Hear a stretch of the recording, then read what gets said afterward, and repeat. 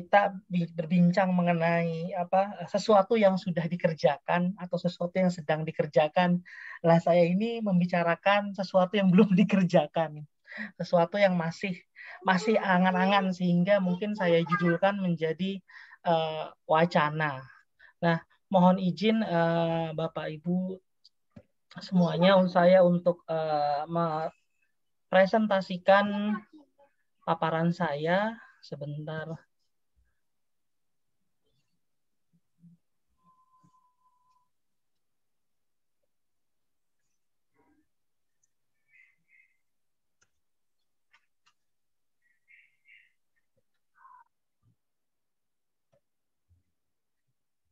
Apakah sudah terlihat Bapak Ibu? Sudah, Mas. Sudah, Mas. Ya, sudah. Judulnya mungkin masa depan epigrafi masa depan. Ini kira-kira untuk merepresentasikan bagaimana nanti ke depannya kira-kira epigrafi ini, dan bagaimana nanti kira-kira epigrafi di masa depan.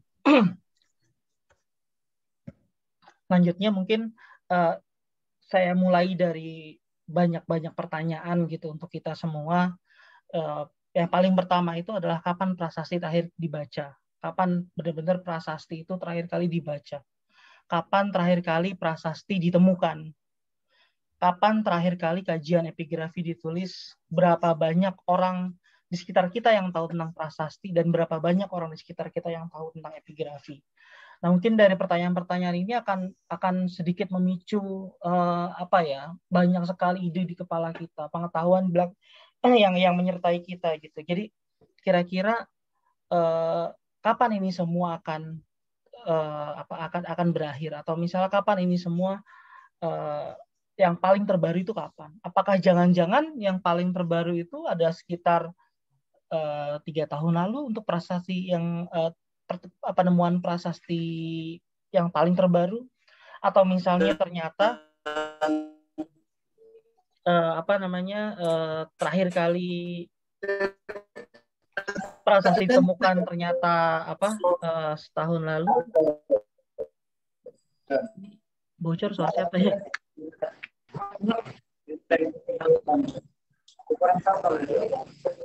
Ya, intinya seperti itu. Jadi hal ini yang bisa kita pikirkan kira-kira. Nah, selanjutnya ini mungkin masih mengawang-awang ya. Maksudnya kayak tahun 2021 kita bisa lihat prasasti ini. Sementara tahun berapa kira-kira prasasti ini akan terpupus? Mungkin ini saya mengambil ide dari Pak Prof. Agus Aris Gunandar yang prasasti dipupus gitu atau terpupus. Dan nyatanya banyak sekali prasasti yang memang sudah tidak bisa lagi dibaca. Dan jangan-jangan prasasti yang sekarang tidak bisa lagi dibaca adalah prasasti yang memang belum pernah dibaca sama sekali. Nah, itu kan berarti kita mengalami sebuah kehilangan data yang amat sangat besar bagi kronologi sejarah Nusantara. Nah, ini mungkin foto lama yang mungkin Mbak Nini pernah lihat, foto lama yang saya ambil secara diam-diam dan saya ambil secara terang-terangan, saya tanya langsung. Ini kalau misalnya yang foto yang paling kiri itu ada Yupa. Saya ingat Yupa yang ada di pojok menjelang toilet di Museum Nasional itu sedang di casting. Nah, ini foto ini kira-kira diambil tahun 2000 berapa? 2000 ketika saya awal-awal berkuliah. Sekitar 2010 kalau nggak salah, 2010-2011. Foto yang paling kanan itu menjelang saya lulus sekitar 2014 atau 2013. Dua prasasti yang berbeda, tapi dengan cara casting yang begitu, ya saya nggak tahu. Saya pernah baca sekali dua kali tentang kajian untuk bahan-bahan apa yang bisa membuat lebih porus prasasti ini. Terus kemudian ada bahan-bahan tertentu juga yang memang bisa katanya aman. Tapi nyatanya dari dua prasasti ini ketika saya perhatikan kembali, ketika saya datang lagi ke Museum Nasional, itu berbekas. Gitu. Nah, berapa kali kira-kira prasasti ini di casting terus-terusan hingga castingnya rusak, dibuat lagi castingnya. Demikian cara mencetak prasasti itu.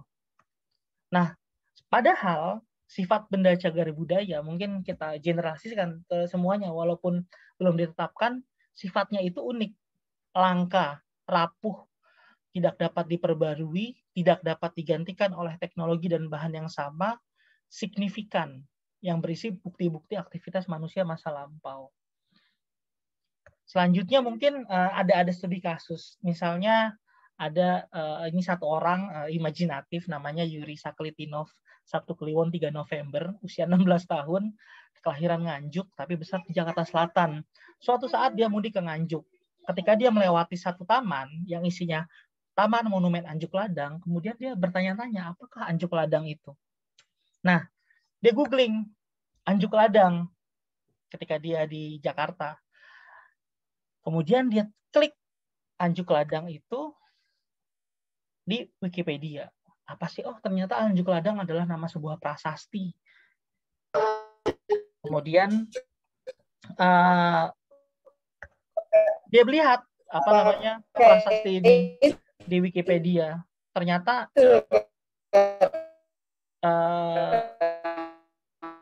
yang terjadi adalah dia pusing. Dia pas melihat bagian alih aksaranya itu panjang sekali. Tapi ternyata bagian alih bahasanya sangat pendek sekali. Bagaimana caranya dia tahu apa sih ini Katanggaran Tapa Haji, Air Haji Malandang, terus kemudian Wanwa Wiji Kawan Tingkes Mawi Manambangi Juru, Tuhaju di Juru Jalir dan sebagainya macam itu. Apa itu?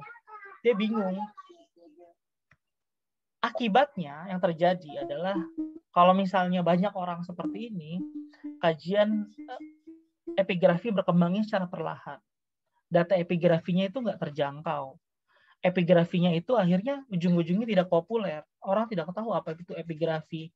Orang hanya tahu prasasti ya udah sebagai batu yang bertuliskan, mau batu makam yang baru juga disebut prasasti, atau peresmian gedung juga prasasti disebutnya. Tapi tidak tahu apa itu prasasti benar-benar secara prasasti yang benar-benar yang kita maksudkan. Nah, sekarang kondisi terkininya di dunia epigrafi Nusantara bahwa data prasasti itu masih terpisah. Dimanapun data prasasti itu banyak sekali, tapi sayangnya masih terpisah. Kita nggak bisa tahu urutan-urutan kronologi data prasasti tersebut gitu. Kemudian bagaimana menyimpannya masih tradisional. Publisitas prasasti masih terbatas, sangat-sangat terbatas. Dan yang saya sedihkan, banyak sekali ini individualisme antara peneliti atau pengkaji yang sangat-sangat kentara. Nah, kita loncat sedikit ke Undang-Undang Nomor 5 Tahun 2017 mengenai upaya pemajuan kebudayaan. Kita di bagian upaya paling pertama, yakni pelindungan yang terdiri dari inventarisasi, pengamanan, pemeliharaan, penyelamatan, dan publikasi. Jauh dari pembinaan, kita di bagian inventarisasi dan publikasinya saja itu masih sangat-sangat kurang sekali. Bagaimana kita bisa mengarah ke pengembangan, kita menghidupkan ekosistem, kita peningkatan kemudian memperkaya dan kita penyebarluasan kebudayaan ini, pemanfaatannya juga bagaimana, pembinaan bagaimana, padahal data prasasti itu sangat-sangat sekali bermanfaat.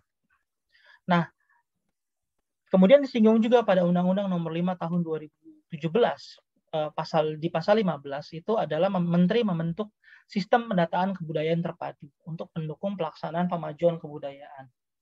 Dan sistem pendataan kebudayaan terpadu ini berisi data mengenai OPK, sumber daya manusia, lembaga, pranata, sarana prasarana, dan data lain terkait kebudayaan. Nah, Dan pada pasal ke-15 ayat 4 itu disebutkan bahwa data yang dimaksud itu terhimpun dalam sistem pendataan kebudayaan terpadu digunakan sebagai acuan data utama dalam pemajuan kebudayaan. Ketika pemerintah sudah mencanangkan ini, terus kemudian data ini adalah data yang di pasal 3 disebutkan dikelola oleh kementerian atau lembaga yang terhubung dengan sistem pendataan kebudayaan terpadu. Nah, bisakah kita menjadi sebuah lembaga yang terhubung datanya kepada sistem pendataan kebudayaan terpadu? Karena di pasal 5-nya disebutkan, di ayat ke-5-nya disebutkan bahwa SPKT harus dapat diakses oleh setiap orang. Ini yang paling penting, bagian dari publikasi. Nah, sekarang kita mengingat-ingat kembali, kira-kira di mana kita menyimpan data kita. Mungkin pada zaman dulu kita paham bahwa floppy disk atau disket yang bisa kita tahu pada masa lalu sangat populer, itu ternyata rata-rata itu hanya 5 tahun. Terus kita punya yang namanya flash disk, yang mungkin Bapak Ibu sekalian punya. Ternyata kemampuan baca tulisnya sekitar 10.000, belum kalau kena virus. Belum kalau misalnya tiba-tiba konslet. Terus kita juga pada tahun 2000-an juga sangat booming itu CD. Dari yang namanya compact disc biasa sampai yang sekarang itu Blu-ray. Tapi ternyata tidak ada waktu rata-rata dan tidak ada waktu relatifnya berapa lama penyimpanan di CD ini bisa tahan. Walaupun klaimnya itu 100 tahun plus. Tapi dalam kondisi khusus. Nah, di laptop kita masing-masing, di komputer kita masing-masing, kita punya 2 model penyimpanan. Yang pertama itu adalah penyimpanan dengan penyimpanan hard disk, disk keras. Dan yang kedua adalah penyimpanan SSD, single solid state drive, yang sekarang lebih tipis dan lebih mahal. Tapi ternyata 2 model penyimpanan ini hanya 3-5 tahun bertahannya. Sampai komponen-komponennya masing-masing itu rusak. Dan kita juga punya LTO, yang basis penyimpanan berupa pita kaset, yang berusia 30 tahun, kira-kira. Nah, data yang kita miliki itu apakah bisa bertahan selama itu? Kita paham bahwa mungkin salah satu banyak bentuk contoh prasasti yang sudah kita baca, terus kemudian tiba-tiba datanya hilang, fotonya hilang gitu. Kita tidak bisa mengkomparasikan antara foto yang dahulu dengan yang sekarang. Kita tidak bisa melihat kembali apa yang telah kita baca, atau jangan-jangan data tersebut sudah hilang bersama hilangnya media penyimpanan tersebut. Bisa jadi. Nah, oleh karena itu, dalam satu urun pikir yang bisa saya tawarkan, coba ini salah satu cita-cita bersama juga yang saya harap, adalah kita membuat sebuah sistem pendataan inskripsi terpadu yang bersifat terbuka, yang bersifat urun daya, kemudian terintegrasi dan berkesinambungan. Kenapa bisa demikian? Nah, dalam sistem data tersebut diharapkan ada 2 model data. Yang pertama adalah data pokoknya atau metadata, yang biasa kita sebut metadata. Yang kedua adalah data atribut. Data pokok itu sifatnya tetap, tidak berubah. Sementara data atribut itu bisa ditambahkan, bisa sangat sekali berkembang. Data pokok itu tidak bisa di hard delete, tidak bisa dihapus, tapi dia akan tetap ada sebagai log, sebagai bagian dari catatan. Data pokok itu berisi nama, kode prasasti, bahannya, dan aksaranya. Mungkin Bapak Ibu yang lebih paham lah daripada saya bisa menambahkan kembali untuk data pokok ini. Dan data atribut ini adalah deskripsi, hasil bacaan, foto atau video, karena dan bisa ditambahkan lagi lebih banyak, dan ini juga bisa sangat-sangat berubah, makanya disebut data atribut. Nah, kemudian dari kira-kira si sistem pendataan inskripsi terpadu itu bisa berkembang dari data pokok yang isinya terdiri dari penghimpunan data secara ajak dan berkesinambungan. kemudian akhirnya kita bisa manfaatkan dia sebagai korpus, dan korpus tersebut kita bisa kembangkan lagi jadi kecerdasan buatan, karena feed data yang banyak itu kita bisa masukkan jadi kecerdasan buatan, dan akhirnya bisa lebih lanjut, pemanfaatan lebih lanjut dari penggunaan data tersebut. Tapi kita pikir-pikir lagi, kita balik-balik lagi, mungkin seberapa pelitkah kita terhadap data? Padahal, mengapa dari platform yang ada di sini itu gratis? Karena secara sadar atau tidak, kita memberikan data kepada mereka, sehingga mereka bisa mengembangkan kecerdasan buatan. Pernah nggak mungkin Bapak Ibu tiba-tiba lagi iseng gitu, saya mau googling misalnya baju gamis misalnya ibu-ibu, terus tiba-tiba pas buka Instagram atau buka Facebook ada iklan jualan baju gamis, karena secara tidak sadar kita menyerahkan data kita kepada korporasi layanan teknologi informasi. Nah, kita itu sebenarnya sangat murah sekali terhadap data, terutama kebanyakan orang Indonesia. Kita kasih data kepada korporasi layanan TI. Tapi sayangnya kepada publik, kadang-kadang kita itu agak sedikit pilih-pilih. Ya memang betul untuk demi keamanan data tersebut. Tapi kita berpikir lagi bahwa Mona Lisa terkenal adalah Mona Lisa Leonardo da Vinci. Ketika orang membuat tiruannya, kita paham bahwa itu adalah tiruan. Sehingga data tersebut itu kita tahu bahwa ini adalah yang aslinya adalah milik Leonardo da Vinci yang ada di museum di Perancis sana, bukan yang ada di pinggir jalan atau bukan yang ada di kolektor. Kok bisa tahu? Karena ada publisitas. Kita butuh publisitas itu. Misalnya prasasti-prasasti yang sudah dibaca oleh para ahli, oleh para apalagi para ahli yang sudah tidak ada gitu, para ahli yang sudah mendahului kita, itu harus jor-joran publisitasnya bahwa ini prasasti ini sudah dibaca sama beliau, dan prasasti ini punya satu data penting, bukan satu data, mungkin banyak berisi data-data penting yang sangat-sangat membuat perbedaan, membuat sangat banyak membuat masukan, sumbangan terhadap penulisan sejarah Nusantara. Mungkin Bapak Ibu tahu bagaimana kisah galaunya Raden Wijaya yang ada di prasasti ketika dia menjelang masa kebangkitannya. Tapi apakah kisah tersebut disampaikan juga secara umum? Apakah kita paham bahwa bahwa Bekasi itu ternyata berasal dari satu prasasti Tugu yang entah di mana prasastinya sekarang, yang jangan-jangan kalau misalnya orang awam tahunya di Museum Sejarah Jakarta prasasti Tugu, padahal atau misalnya di Museum Prasasti, Taman Prasasti ada prasasti Tugu tiruan juga, ternyata yang aslinya ada di Museum Nasional gitu kan. Kita nggak pernah tahu, kita tidak ada satu publisitas yang bisa kita dapatkan dimanapun mengenai prasasti. Agak susah. Padahal isi prasasti itu sangat-sangat penting.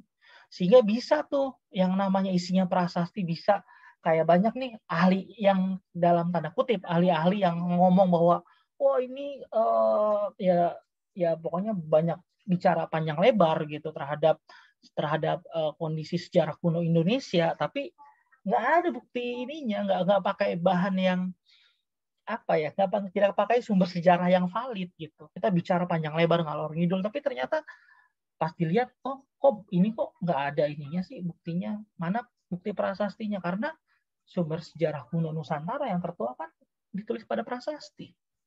Dan itu yang sangat disayangkan gitu, bahwa masyarakat umum lebih percaya sama ahli-ahli yang seperti itu daripada memang yang orang-orang yang benar-benar kompeten yang bisa menguasai data prasasti ini. Itu yang sangat disayangkan sekali. Oleh karena itu publisitas itu sangat penting dalam membangun basis data ini, dan tujuannya adalah itu, untuk publisitas, bagaimana kita membangunnya. Karena apa? Contohlah satu prasasti yang mengubah sejarah Filipina, prasasti Laguna, itu gampang sekali kita lihat di mana-mana, banyak sekali. Satu prasasti itu saja gitu, punya banyak laman di website. Tapi bagaimana prasasti Anjuk Ladang tadi, atau misalnya bagaimana prasasti Tugu, bagaimana prasasti-prasasti yang lain yang mungkin kita punya banyak sekali prasasti, atau misalnya prasasti-prasasti yaitu milik yang mungkin yang Mbak Nini baca saat ini, prasasti Timah. Bagaimana cara saya membacanya? Saya ikutan pengen lihat di mana sih gitu kan. Padahal itu milik kita bersama gitu. Jadi makanya saya masukkan di situ adalah Creative Commons. Prasasti sebagai Creative Commons. Prasasti sebagai milik bersama gitu. Yang Creative Commons sendiri juga bisa mengatur nih atribusinya seperti apa. Misalnya yang by.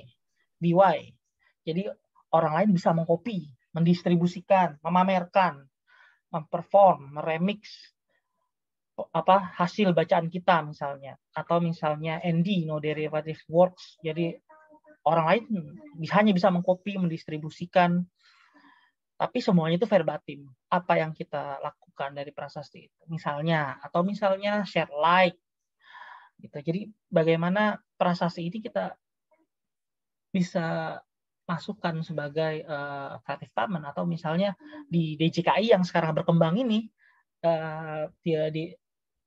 adalah KIK. Jadi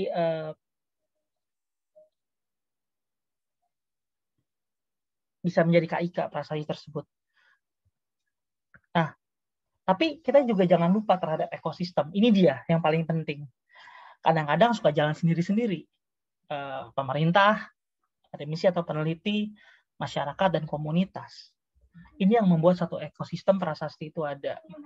Satu ekosistem epigrafi, satu ekosistem kebudayaan. Bagaimana pemerintah membuat regulasinya, memayungi kita semua, kemudian akademisi dan peneliti melaksanakan pekerjaannya sebagai pengkaji.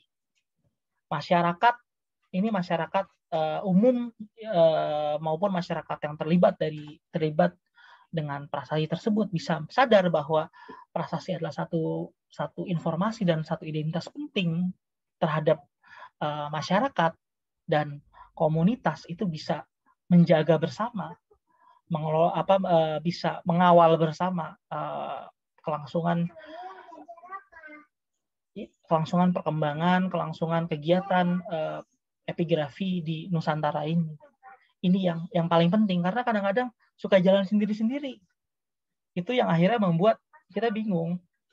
Saya yang lama, ya nggak lama-lama banget sih, maksudnya saya yang ada di pemerintah juga kadang-kadang juga bingung, ini bagaimana ini gini kalau misalnya akademisi masing-masing jalannya, kemudian komunitas masing-masing, masyarakat masing-masing, sehingga terjadi kebingungan. Ya, marilah kita bisa merangkul bersama bahwa ini milik kita, bukan milik pribadi, apalagi bukan milik warga negara asing.